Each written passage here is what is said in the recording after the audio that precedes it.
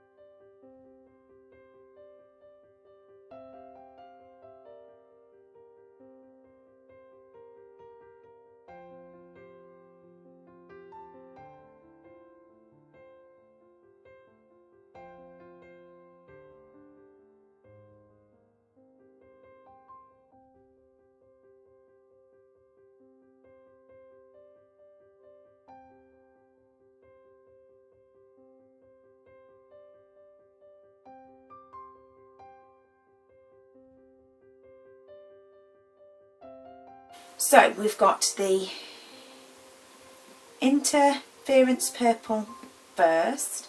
I'll try and do them, I say I want to zoom you in, so I'll try and sort of slide up the thing. So I'm hoping I haven't glued the paper to it, but possibly have.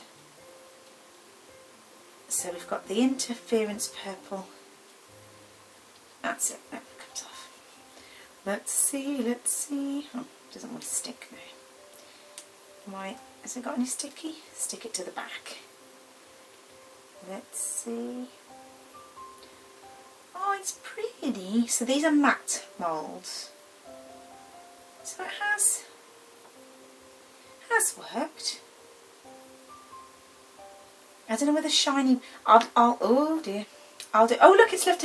It's left bubbles in the bottom. I will dome these after, so we'll see if that makes a difference. So that will tell us whether shiny would work out better. So that's pretty. I like that. Cute. We'll leave the stickers on the bottom. So that's the interference purple. Move that up. And this is the silver lilac. Now, as I haven't used this mica very much at all, so I really don't know quite what. Ooh! Oh wow! This is lovely. Now, you'll notice I put the powder, the mica powder, on really generously, and my theory with that is that I thought if I put the powder on generously, it would coat, because it was going on the mould really well, and I wasn't sure if it would go on the back of the resin really well.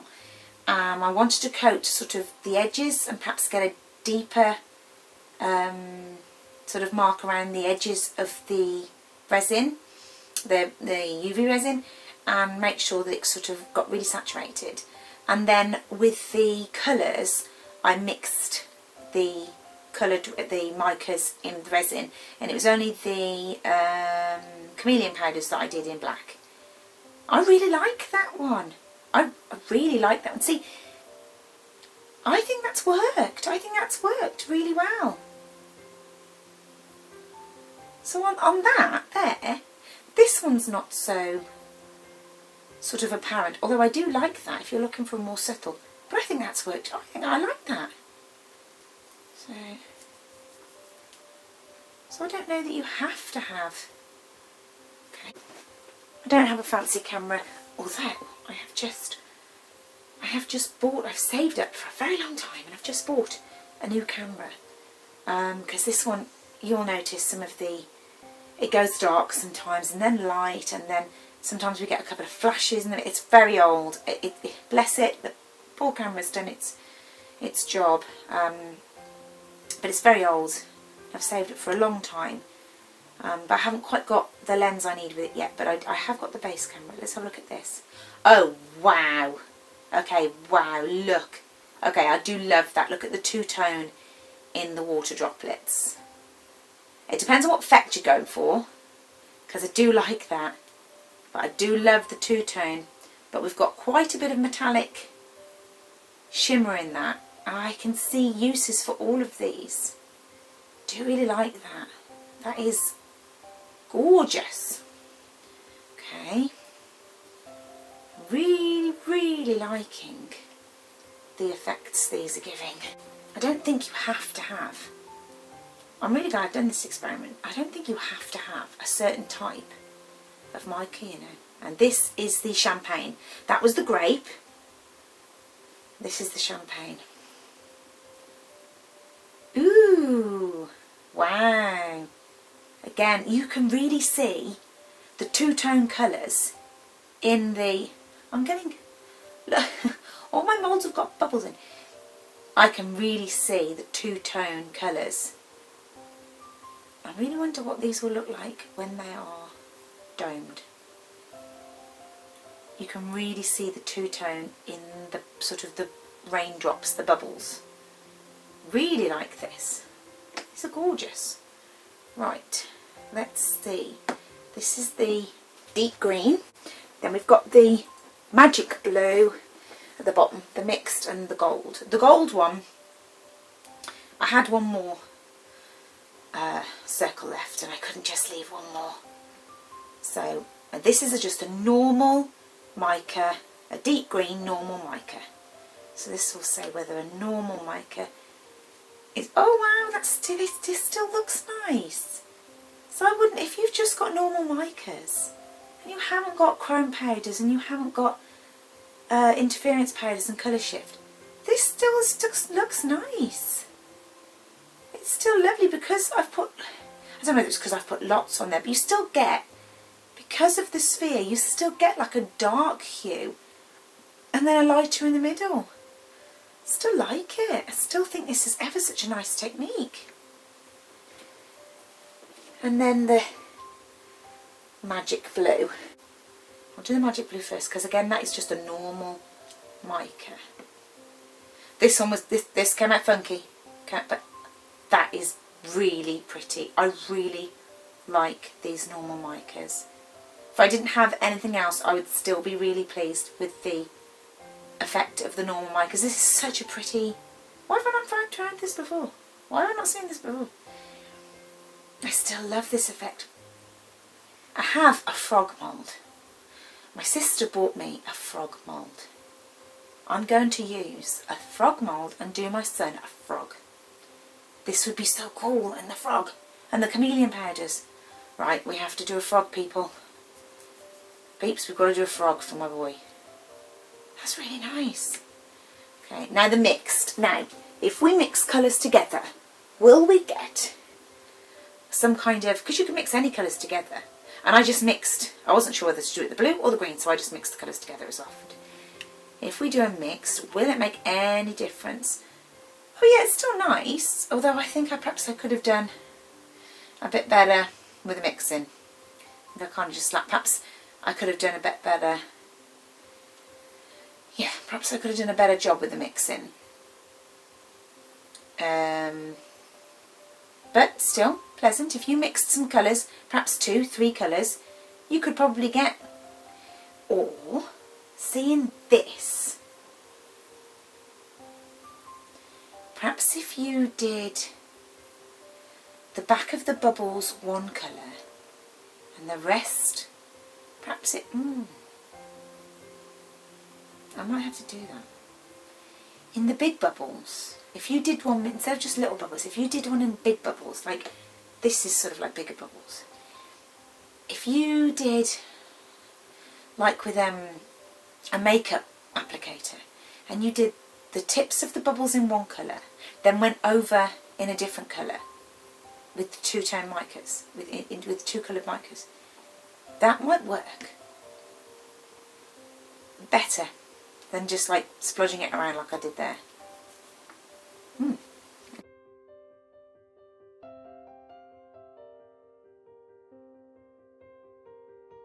Interesting. Okay, now the gold. Now this one is very sparkly, glittery gold. This is 24 karat gold, and in the pot, this is an old tub I've got it in. It really is very, very sparkly. So I thought, I wonder what it's like with the glittery, sparkly mica. So I don't know anything like this. I mean, on the back it's really pretty, isn't it? Let's have a look if this makes any difference. Oh, and although look, I did have a splash from another, but never mind. Let's look at the other side of it. Really pretty actually, apart from my blue splodge, because I was getting so covered in mica. I was messy. But apart from my blue splodge everywhere, it's really pretty. So that even with the glittery micas, in fact that looks really nice. I really do like that, even with my blue splatter. Yeah, the glittery micas, they do work. Okay, I'm really impressed. I'm really impressed. So we'll dome these up and then we'll have a look after.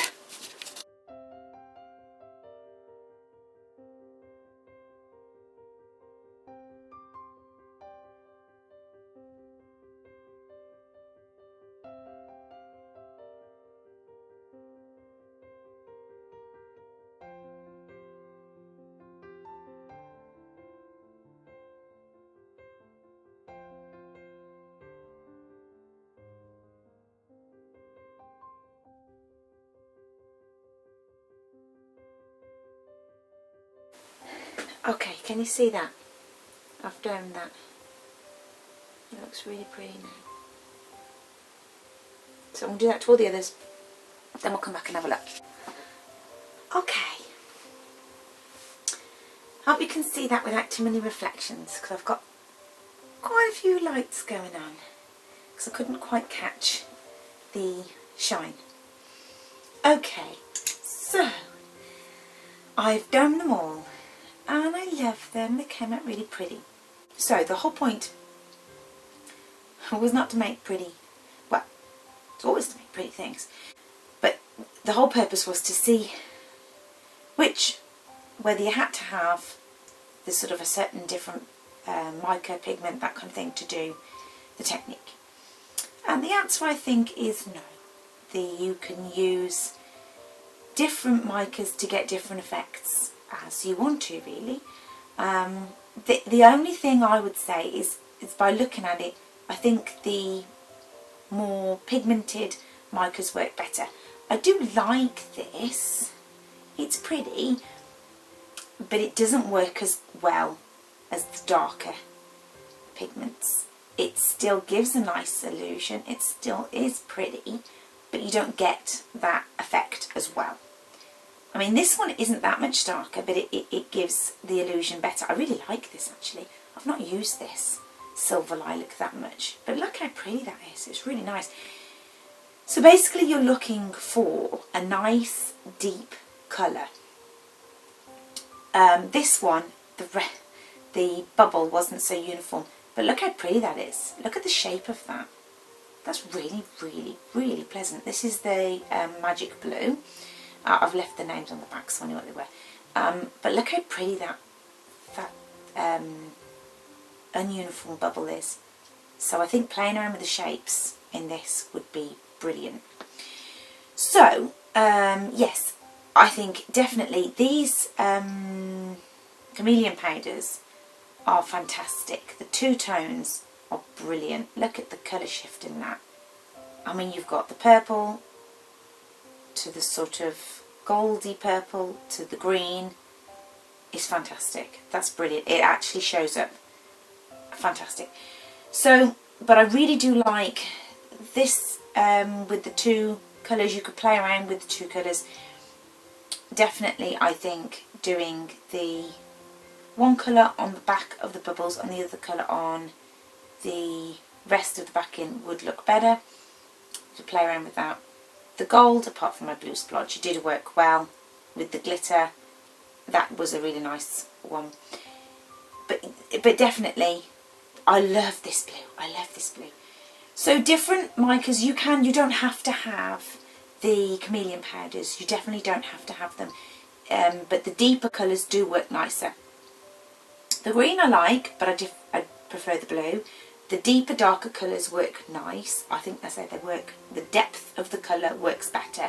If you have the dark colour, see, I think using more powder. Don't be afraid to use the powder. I think that gives it the depth. Don't be skimpy. So I like this little experiment. I enjoyed it. But you can use this effect with any mica powders that you have. So just play around, and I say the lighter ones just don't work as well. The next thing, I think it'd be nice to use glitters in the pigments, because this has shown me that glitters in the mica powders will work. Yeah, I think, because this is a glittery gold mica, so I think that's something that's nice to play around with. So yeah, that's been a great experiment. I think yeah, play around with what micas you have. Don't think you've got to go out and buy Chameleon powders or buy the two-tone pigment mica powders. Try with what you have, and you will get some nice effects.